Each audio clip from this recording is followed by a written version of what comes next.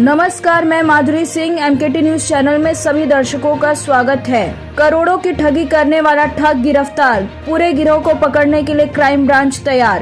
पेश है MKT news channel के संवाददाता की यह रिपोर्ट के अनुसार विदेश से तथा कथित कंटेनर्स में मंगवाए गए इलेक्ट्रिकल तथा इलेक्ट्रॉनिक्स उपकरणों को सस्ती कीमत पर उपलब्ध कराए जाने के नाम पर लगभग 14 लोगों से 8.5 करोड़ की ठगी करने वाले अभियुक्त को मुंबई क्राइम ब्रांच द्वारा दिनांक 16 अप्रैल 2022 को सैफी कॉलोनी चर्च रोड अंधेरी पूर्व स्थित उसके निवास से गिरफ्तार करके अन्य कानूनी कार्रवाइयों के बाद आज दिनांक 26 अप्रैल 2022 को किला कोर्ट में किया, जहां दोनों पक्षों की सुनवाई के बाद माननीय न्यायालय ने आगे की जांच के लिए आरोपी को 30 अप्रैल तक क्राइम ब्रांच पुलिस के हवाले कर दिया। एडवोकेट मुकेश डोंगरडे तथा अर्जदार मिर्जा कासिम तथा विश्वस्त सूत्रों से प्राप्त जानकारियों के अनुसार आरोपी बाकिर घोगारी ने अपने अन्य ठग साथियों के माध्यम से अपने निकटतम लोगों के बीच सुनियोजित रूप से यह अफवाह फैलाई कि जवाहरलाल नेहरू पोर्ट ट्रस्ट पर इलेक्ट्रिकल तथा इलेक्ट्रॉनिक्स उपकरणों से भरे कंटेनर्स में करोड़ों का माल आया हुआ है, जिसको छुड़ाने के लिए पैसों की आवश्यकता है। अतः जो लोग निवेश करेंगे वह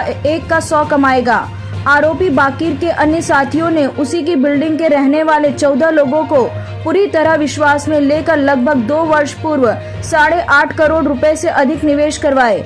इस बीच बाकिर और उसकी ठगी योजना में शामिल अन्य सदस्यों ने निवेशकों और अधिक विश्वास दिलाने तथा निवेशकों से और पैसा ठगने के लिए JNPT पर कंटेनर्स की उपस्थिति सिद्ध करने के लिए सरकारी दस्तावेज दिखलाने के साथ निवेश करवाए गए पैसों की विश्वसनीयता बनाए रखने के लिए अंधेरी स्थित फेडरल बैंक के निवेशकों को चेक भी दिए गए। इस मामले को लंबा खिंचते देख संदेश होने पर दक्षिण मुंबई के रहने वाले मिर्जा कासिम शिकायतकर्ता ने इस विषय अपने वकील डोंगरडे के साथ JNPT अधिकारियों से मिलकर मामले की सत्यता जानने के लिए बाकिर द्वारा दिए गए वह दस्तावेज दिखाए, जिसे देखते ही JNPT अधिकारियों ने फर्जी दस्तावेज होने का दावा किया। इसके बाद जब अर्जदार मिर्जा ने फेडरल बैंक से संपर्क चेक की सत्यता जाननी चाहिए तो बैंक अधिकारियों ने चेक को फर्जी बताया। बस इसके बाद अचानक इस ठगी प्रकरण ने तूल पकड़ लिया।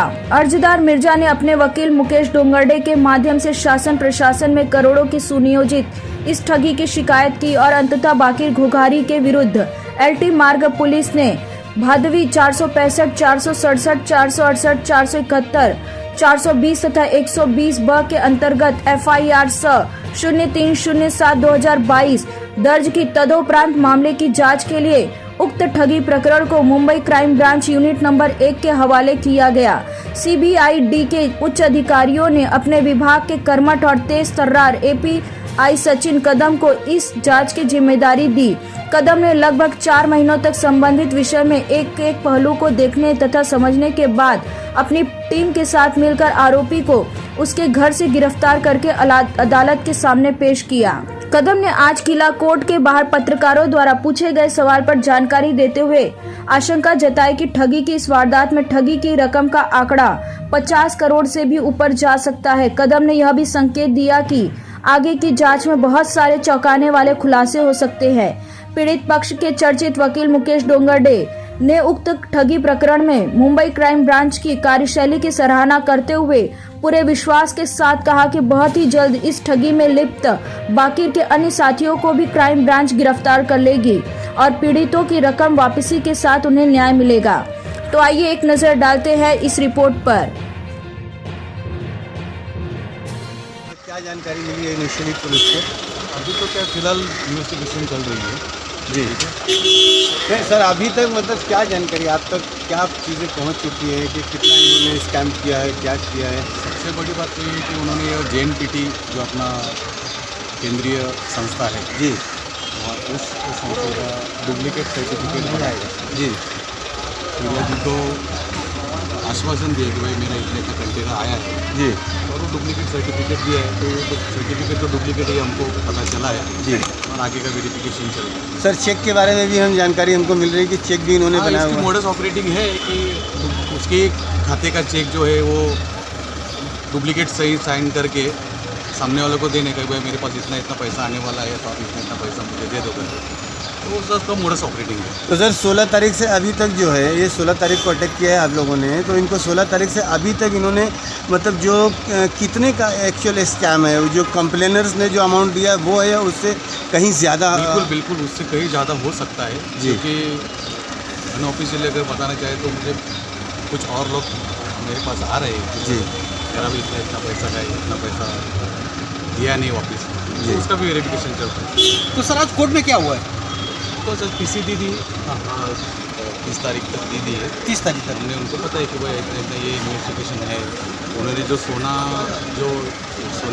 सोना के पास गिरवी रखा था, डायरेक्ट उसको बेचने के लिए उन्होंने कहा, वो पूरा पैसा यूज़ किया है, बल्कि वो सोना कंटेनर छुड़ाने के लिए फिरियादी से लिया था, तो उन्होंने वो पैसा भी खुद के लिए यूज़ किया।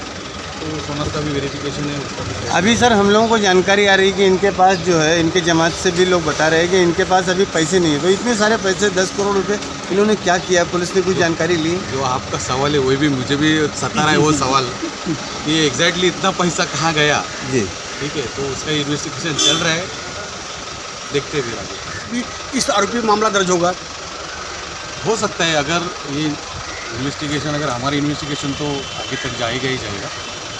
सर अभी तक बाकी जांच में के- क्या लगा है कि मतलब सिर्फ एक ही पॉलिटिकल हट में इसने क्राइम किया है, या लोगों को बेवकूफ़ बनाया, या लोगों या को इनका ठगा है, syndicate कितना या बड़ा है, कहीं सर? और भी इनके साथ में कितने लोग और भी हो सकते हैं? आपको क्या लगता तो है? अमाउंट के हिसाब से और जो वो लोग फंसे उस हिसाब से अगर देखा जाए तो मेरे ख्याल से बहुत बड़ा स्कैम हो सकता है, लेकिन पूरी पिक्चर क्लियर होने में थोड़ा टाइम है। ओके, आपसे भी कुछ जानकारी चाहिए, जो कानूनी दांव पेच है और जो आपने इतने प्रयास किए इस आरोपी के बारे में, जहाँ तक हमको जानकारी मिली है कि एक बड़ा सिंडिकेट है और इसमें बड़े ही पहुंच वाले लोग इसमें शामिल हैं, और इसकी वजह भी ये रही है कि आप इतने दिन से, जहाँ तक मुझे जानकारी मिली है मेरे सूत्रों से, कि आप बहुत दिन से इसमें प्रयासरत थे, अंततः जाके FIR करवा पाए आप।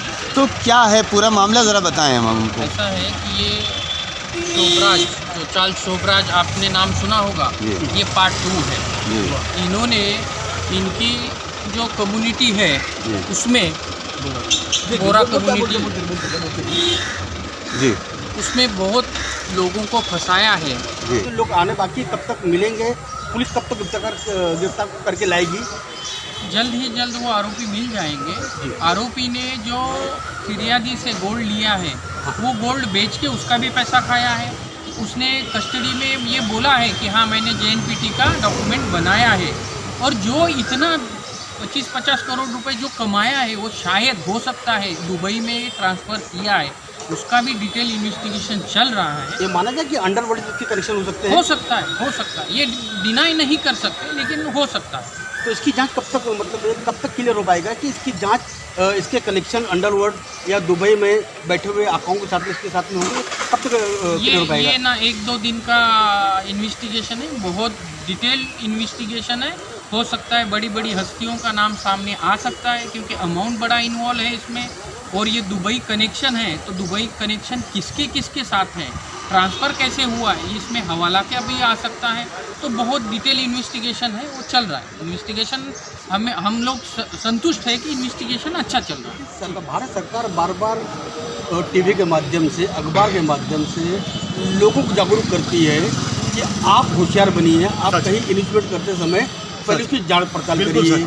तो आप इतना पैसा इन्वेस्टमेंट करने के बावजूद आपको लगता नहीं कि आप बेवकूफ़ बन गए हैं? ठीक है, आरोपी ने जो किया है, उसकी जांच पड़ताल, मामला कोर्ट में आ गया है, बिल्कुल सर, उसकी जांच पुलिस करेगी, लेकिन आपको लगता नहीं कि मतलब इतनी बड़ी रकम डील करने के बाद जी आप ठगा महसूस कर रहे हैं? सर मैं आपको ये बात बताऊँ, अगर आप जो है तो FIR की कॉपी देखेंगे और अगर आप कंप्लेनेंट्स की लिस्ट देखेंगे, ठीक है, तो जितने भी कंप्लेनेंट हैं 95% कंप्लेनेंट जो है बाकर की बिल्डिंग के ही रहने वाले, सब एक ही टावर में, एक ही जगह के ऊपर सारे लोग रहने वाले हैं, और जो सालों से एक दूसरे को जानते हैं।